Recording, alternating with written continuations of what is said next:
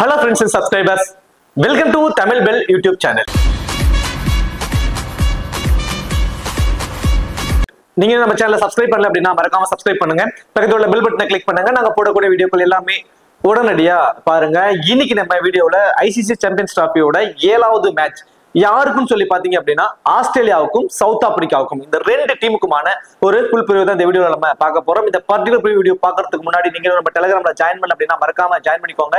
டிஸ்கிரிப்ஷன்ல லிங்க் இருக்கு. திரும்பவும் சொல்றேன், டிஸ்கிரிப்ஷன்ல இருக்கக்கூடிய லிங்கை வச்சு ஜாயின் பண்ணுங்க. அப்பதான் கரெக்டான சேனல்ல ஜாயின் பண்ண முடியும். நீங்க போய் டெலிகிராம்ல சர்ச் பண்ணீங்கன்னா நம்ம நேமை பயன்படுத்தி நிறைய ஃபேக்கான சேனல்ஸ் இருக்கு. நிறைய இந்த பிரைம் பண்றேன்னு சொல்லி உங்கள்கிட்ட அமௌண்ட் வாங்கிட்டு ஏமாத்திட்டு போயிருவாங்க. நம்ம எந்த பிரைம் பண்றது கிடையாது. நம்ம காசு வாங்கிட்டு யாருக்கும் டீம்ஸ் எதுவுமே நம்ம ப்ரொவைட் பண்றது கிடையாது. எல்லாமே நம்ம ஃப்ரீயா கொடுத்துட்டு இருக்கோம். ஃப்ரீயா மீன்ஸ் நான் என்ன டீம் போடுறேனோ அந்த டீம் அப்படியே உங்களுக்கு ஷேர் பண்றேன். அது உங்களுக்கு விருப்பம் இருக்கிறவங்க ட்ரை பண்ணுங்க. எல்லாம் அதை பாக்குறப்ப உங்களுக்கு ஒரு ஐடியா கிடைக்குங்கிற ஒரு கான்செப்ட் தான் தவிர நம்ம யார்ட்டையும் காசு வாங்குறது கிடையாது. இந்த பிரைம் எதுவுமே பண்றதே இல்ல. நான் அவ்வளவுதான் சொல்லுவேன். ஏன்னா நிறைய பேர் சொல்றீங்க வந்து எனக்கு அதுவே ரொம்ப கஷ்டமா இருக்கு. ஏன்னா டெய்லி வீடியோல கத்திட்டு இருக்கேன், வேணாம் அப்படி போகாதீங்க, நம்ம ஃப்ரீயா தான் கொடுத்துட்டு இருக்கோம். அப்படி இல்லையா வேற யாரு ஃப்ரீயா கொடுத்தாலும் அங்க போய் பாருங்க. எல்லாம் உங்களுக்குன்னு ஒரு ஃபேண்டசி நாலேஜ் இருக்கு, அதை வச்சு போடுங்க. அந்த பிரைம் பண்ணி அதை வேஸ்ட் இல்லையா? ஸோ அதனால அந்த தப்பை பண்ணாதீங்க. டிஸ்கிரிப்ஷன் லிங்க் இருக்கு, அதை டச் பண்ணீங்கன்னாவே போதும். நம்ம இதுல வந்து குரூப்ல ஜாயின் பண்ணிடுவீங்க. லாஸ்ட் ஹாஃப் அன் அவர்ல ஸ்மால் லீக்ஸ்க்கான டீம்ஸ் கொடுத்துட்டு இருக்கோம். கிராண்ட் லீக்ஸ்க்கான டெமோ டீம்ஸ், இந்த ஸ்பாட்டிஸ்ல கூட பாப் ஆப்ஷன், குபேர் ஆப்ல இருக்க டியோ ஆப்ஷன், இப்படி எல்லாமே கொடுத்துக்கிட்டு இருக்கோம். உங்களுக்கு ரொம்பவே யூஸ்ஃபுல்லா இருக்கும். அதை பாக்குறப்போ உங்களுக்கு ஒரு ஐடியா கிடைக்கும்னா 2 பேரை சேஞ்ச் பண்ணி நீங்க வந்து பிளேயர்ஸை வந்து சூஸ் பண்ணிக்கலாம். டீம் பிக் பண்றதுக்கு உங்களுக்கு காம்பினேஷன்ஸ் நல்லா இருக்கும். டிஸ்கிரிப்ஷன்ல லிங்க் இருக்கு. அதே போல நீங்க இன்னும் XL11 ஆப்ஸ், இந்த XL11 ஆப்ல ஜாயின் பண்ணலினாலும் மறக்காம ஜாயின் பண்ணிக்கோங்க. இந்த பர்டிகுலர் மேட்சுக்கு ₹0 என்ட்ரி ஃபீஸ், அதாவது ஃப்ரீ கிவ்வே. அவங்க வந்து 10,000 ரூபாய்க்கான ஃப்ரீ கிவ்வே கொடுக்குறாங்க. 2 லட்சம் ரூபாய்க்கான ஒரு கிராண்ட் லீக்ஸும் அனௌன்ஸ் பண்ணியிருக்காங்க. அது மட்டும் கிடையாது, 11 லட்சம் ரூபாய்க்கான லீடர் போர்டும் ஆக்டிவ்ல தான் இருக்கு. ஸோ மறக்காம எல்லாரும் XL11 ஆப் ட்ரை பண்ணி பாருங்க. இதுல இன்ஸ்டன்ட் விட்ராவல் அவைலபிளா இருக்கு. தென் TDS சார்ஜஸ் பிடிக்கிறதுல, GST சார்ஜஸ் பிடிக்கிறதுல ரொம்பவே சூப்பர்வா இருக்கும். கண்டிப்பா ட்ரை பண்ணி பாருங்க. மற்ற ஆப்ஸை கம்பேர் பண்றப்போ என்ட்ரி ஃபீஸ்ல ரொம்பவே கம்மியா இருக்குங்க. ட்ரை பண்ணி பாருங்க. சரி, ஓகே. மேட்சை பொறுத்த வரைக்கும் 25 பிப்ரவரி மதியம் 2:30 இந்த மேட்ச் நடக்குது. மேட்சை பொறுத்த வரைக்கும் ராவல்பிண்டியில் தான் இந்த மேட்ச் நடக்குது. ஸோ இந்த ராவல்பிண்டியோட பிச் ரிப்போர்ட் அப்படின்னு சொல்லி பாத்தீங்க அப்படின்னா யூஸ்வலாவே வந்து ராவல்பிண்டியில இங்க கொஞ்சம் பவுலர்ஸ்க்கும் சப்போர்ட் பண்ணுங்க. ஸோ பேட்டிங் ஃபுல்லா பேட்டிங் ட்ராக்கெல்லாம் இருக்காது. பவுலர்ஸ்க்கும் இங்க வந்து கொஞ்சம் சப்போர்ட்டிவ் இருக்கும். இங்க வந்து ஆவரேஜான ஸ்கோர் அப்படின்னு சொல்லி பாத்தீங்கன்னா ஒரு 260 அப்படிங்கிறது ஒரு ஆவரேஜான ஸ்கோரா வந்து இங்க இருக்கும். ஃபாஸ்ட் பவுலர்ஸ், ஸ்பின்னர்ஸ் ரெண்டு பேருக்குமே கொஞ்சம் ஈக்குவலா தாங்க இருக்கும். அந்த லைக் கராச்சி, லாகூர்ல இருக்கிற மாதிரியான ஒரு பேட்டிங்க்கு ஃபுல்லா சப்போர்ட் பண்ணக்கூடிய ஒரு வெனுலாம் இந்த வெனு கிடையாது. இங்க பவுலர்ஸ்க்கு கொஞ்சம் சப்போர்ட்டிவ்ஸ் வந்து கண்டிப்பா இருக்கும். வெனு ரெக்கார்டுன்னு சொல்லி பாத்தீங்க அப்படின்னா மொத்தம் 26 மேட்சஸ் இங்க நடந்திருக்கு. அதுல பேட்டிங் செகண்ட் பண்ணவங்க 14 மேட்சும், பேட்டிங் ஃபர்ஸ்ட் பண்ணவங்க 12 மேட்சும் வின் பண்ணிருக்காங்க. ஆவரேஜான ஸ்கோரை 242 தான் இங்க இந்த வெனுல ஒரு ஆவரேஜான ஸ்கோரா இருந்திருக்கு. ரீசென்ட் ரெக்கார்ட் அப்படின்னு சொல்லி பாத்தீங்கன்னா 278 அப்படிங்கிறது ஒரு ஆவரேஜான ஸ்கோரா இருக்கு கடைசி 5 ODIல. ஸோ டோட்டலா 79 விக்கெட்ஸ் போயிருக்கு. ஸோ ஃபாஸ்ட் பாலர்ஸ் 45 விக்கெட்டும், ஸ்பின்னர்ஸ் 34 விக்கெட்டும் வந்து இங்க எடுத்திருக்காங்க. ஹெட்வர்ட் ரெக்கார்ட் கடைசி 5 வருஷத்துல கிட்டத்தட்ட ஒரு 10 மேட்ச் வந்து பிளே பண்ணிருக்காங்க. அதுல ஆஸ்திரேலியா 3 மேட்ச் தான் வின் பண்ணிருக்காங்க. பெரிய சர்ப்ரைசிங் இதுதான். ஸோ சவுத் ஆப்பிரிக்கா கிட்டத்தட்ட 7 மேட்சை வந்து வின் பண்ணிருக்காங்க. பியூர்லி ஆஸ்திரேலியா தான் அப்பர் ஹேண்ட். ஆஸ்திரேலியாவுக்கு ஃபேவரா தான் எல்லாருமே டீமை வந்து மேக் பண்ணுவீங்க. பட் சவுத் ஆப்பிரிக்கா வந்து பாத்தீங்கன்னா 7 முறை வின் பண்ணிருக்காங்க கடைசியா நடந்த 10 ODIல. பட் இந்த மாதிரியான ஒரு டோர்னமெண்ட், பெரிய டோர்னமெண்ட் வந்துட்டாவே சவுத் ஆப்பிரிக்கா கொஞ்சம் சோக் ஆயிடுறாங்க. ஆஸ்திரேலியா மாதிரி அவங்க ஒரு ஸ்ட்ராங்கான ஒரு டீம்லாம் கிடையாது. மனதளவுல டீமை வந்து மேட்சுக்கு தகுந்த மாதிரி அவங்க கண்டிப்பா மூவ் ஆன் ஆயிட்டு போய்கிட்டே இருப்பாங்க. ஸோ ஏன்னா இந்த சீரீஸ் வரத்துக்கு முன்னாடி கூட ஸ்ரீலங்காவில் போயிட்டு லாஸ் ஆகிட்டு இருந்தாங்க. அதை பாக்குறப்ப என்னடா இவங்க இவ்வளவு கேவலமா ஆடுறாங்க, டீமே செட் ஆகல, பேட் கமின்ஸ் இல்ல, மிச்சல் ஸ்டார்க் இல்ல, இப்படி முக்கியமான பிளேயர்ஸ்லாம் யாருமே இல்ல, ஆப்சல்யூட் இல்ல அப்படின்ட்டு ரொம்ப கான்ட்ரவர்சி. பட் முதல் மேட்ச் 350 ரன் சேஸ் பண்ணிட்டாங்க. ஆஸ்திரேலியா தாங்க. அவங்களோட கேம் பிளானே டோட்டலி வேறமா இருக்கும். அவங்களுக்கான வாய்ப்பை அவங்க உருவாக்கிக்கிட்டே இருப்பாங்க இருக்கிற பிளேயர்ஸை வச்சுட்டு. ரெண்டு டீமோட ஒரு பாசிபிளான பிளேயிங் கிரவுண்ட் பார்த்தோம் அப்படின்னா மேத்சாட் அண்ட் டிராவிஸ் ஹெட் ரெண்டு பேரும் இன்னிங்ஸ் ஓபன் பண்ண போறாங்க. Then Steve Smith, Marnus Labuschagne, Josh Inglis அந்த டீமோட wicket keeper, Alex Carey, Glenn Maxwell, Ben Dwarshuis, Nathan Ellis, Adam Zampa and Spencer Johnson. இது வந்து ஆஸ்திரேலியாவோட ஒரு பாசிபிளான பிளேயிங் லெவல். தென் சவுத் ஆப்பிரிக்காவில் ரியான் டிக்கில்டன், டெம்பா பவுமா ரெண்டு பேரும் இன்னிங்ஸ் ஓபன் பண்ண போறாங்க.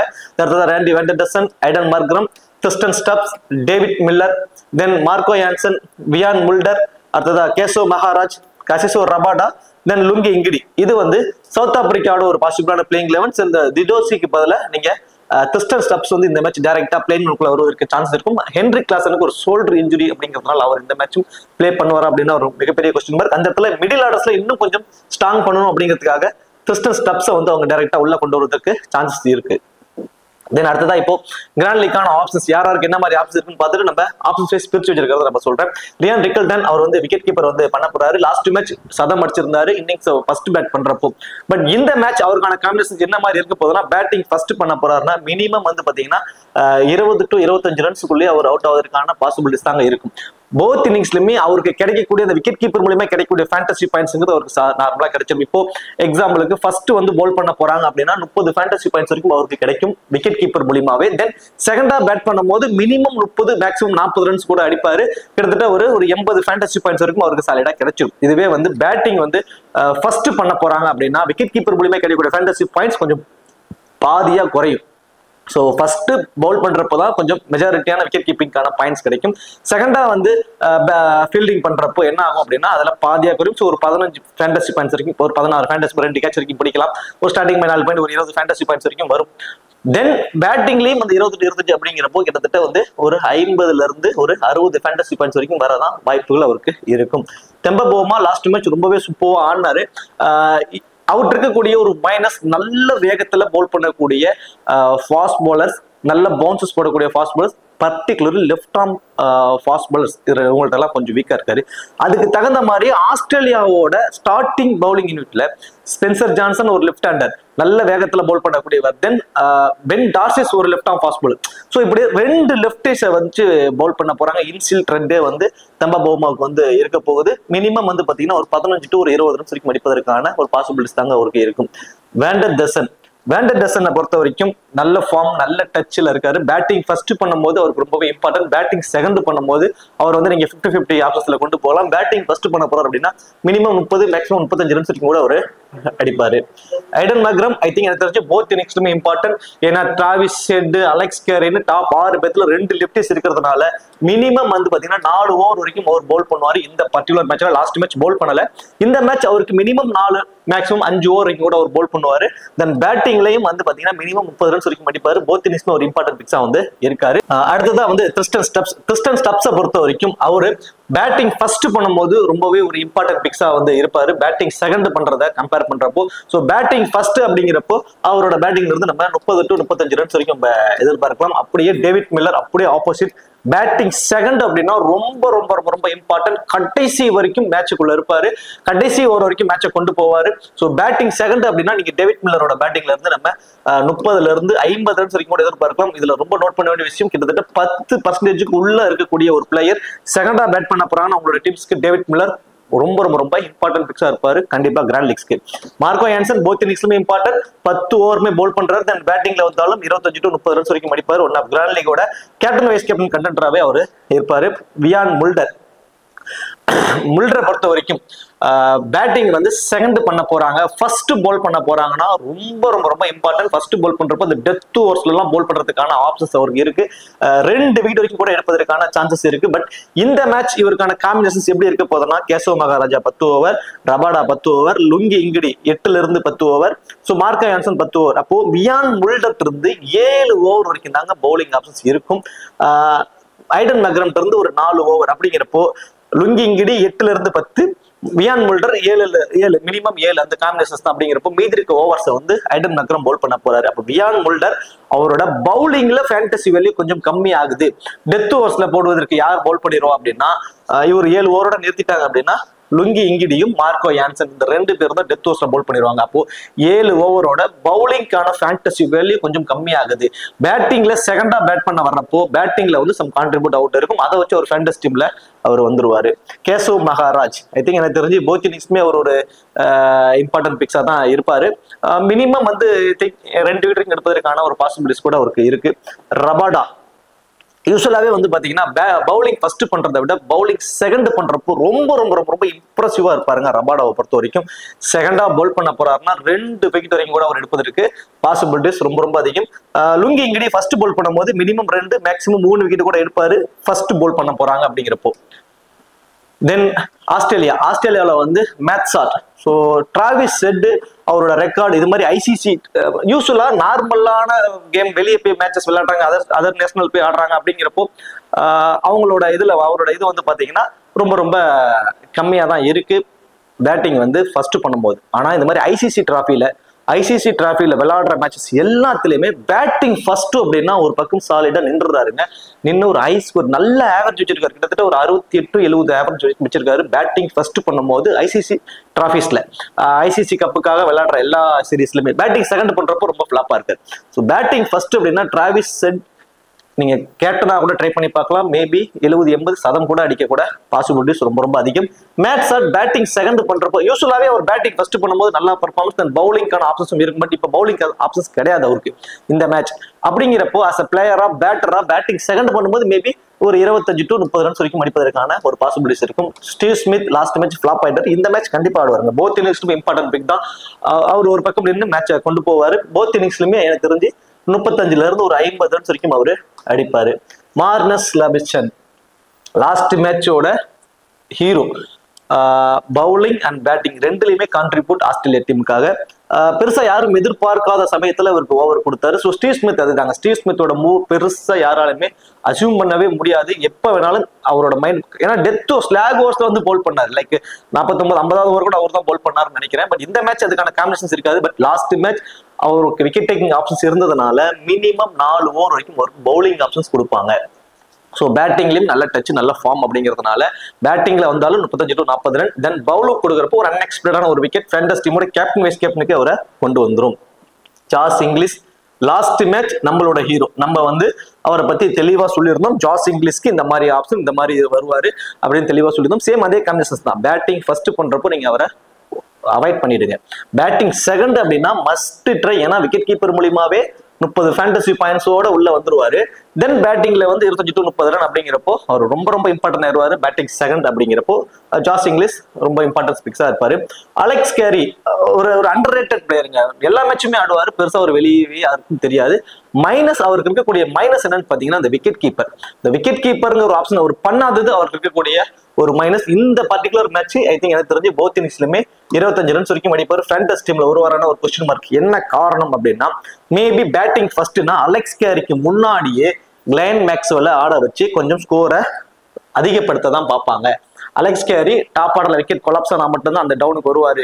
இல்லைங்கிற பட்சத்துல மேக்ஸ்வெல் தான் டாப் ஆர்டர் ப்ரொமோட் ஆயிருவாங்கிறப்போ அலெக்ஸ் கேரி நம்ம வந்து கிட்டத்தட்ட ஒரு 70% அவரை நம்ம ஒமிட் பண்ணிடலாம். கிளென் மேக்ஸ்வெல் பேட்டிங்ல வந்து போத் இன்னிங்ஸ்லுமே 25-30 ரன்ஸ் வரைக்கும் அடிப்பாரு. தென் மினிமம் 7 ஓவர் வரைக்கும் பவுல் பண்றாரு.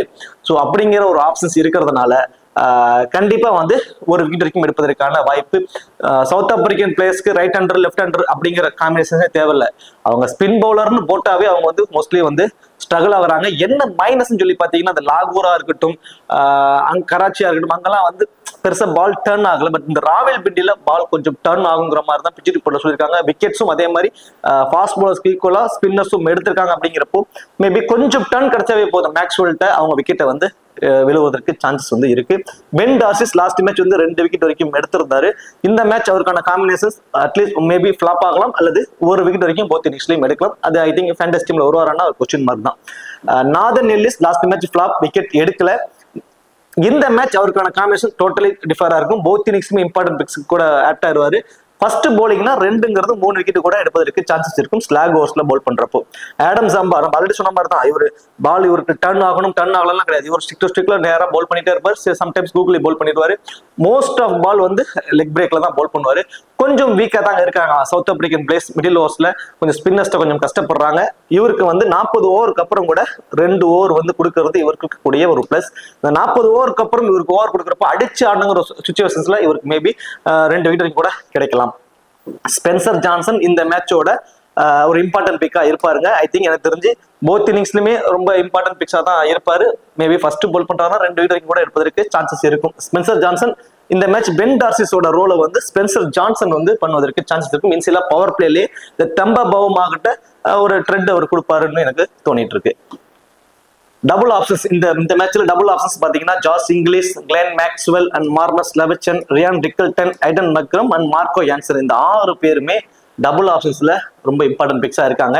இதுல விக்கெட் கீப்பர் 2 டீமோட விக்கெட் கீப்பருமே செகண்டா வந்து பேட் பண்றப்போ இம்பார்ட்டன்ட். ஸோ யார் செகண்டா பேட் பண்றாங்களோ அவங்களுக்கு இம்பார்ட்டன்ஸ் கொடுத்துக்கோங்க. மார்லஸ் லெபர்சன் போத் இன்னிங்ஸ்லுமே இம்பார்ட்டன்ட் பிக்கா இருப்பாரு. தென் அடுத்ததா ஐடன் மெக்ரம் 4 ஓவர் போல் பண்ண போறாரு. மார்க்கோ யான்சன் 10 ஓவரும் போல் பண்ண போறாரு. ஸோ இவங்க எல்லாம் டபுள் ஆப்ஷன்ஸ்ல இம்பார்ட்டன்ட் இந்த பர்டிகுலர் மேட்சை பொறுத்த வரைக்கும். லோ பர்சன்டேஜ்ல இம்பார்ட்டன்ட் ஸ்பென்சர் ஜான்சன் ரொம்ப லோ பர்சன்டேஜா இருக்காரு. நாதன் எல்லிஸ் ரொம்ப லோ பர்சன்டேஜா இருக்காரு. Nathan Ellis death over bowler, purely death ஓவர்ல தான் மோஸ்ட்லி போல் பண்ணுவாரு.